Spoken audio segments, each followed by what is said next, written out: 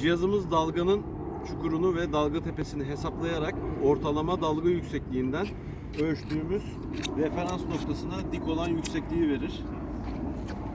Cihazımızda ölçüm yaptıktan sonra minimum ve maksimum değerleri hesaplanır ve ortalama dalga yüksekliğinden referansı olan yüksekliği yani freeboard değerini verir. Bunun için bir daha bir ölçüm yapalım.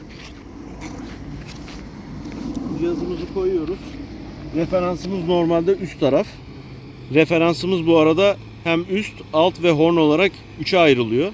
Cihazımızı güverteye referanslığını yaptıktan sonra ve su kabarcığını da kontrol ettikten sonra cihazın su yüzeyine olan paralelliğini burada kontrol edebiliyoruz ve emin olduktan sonra ölçüm tuşuna basıyoruz.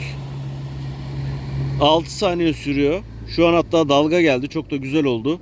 Şu an dalga yüksekliği de var. Bakıyoruz. Dalga yüksekliği 40 santim dalga yarattı az önce geçen bot. Ona rağmen yine hemen hemen doğruya yakın bir değer verdi.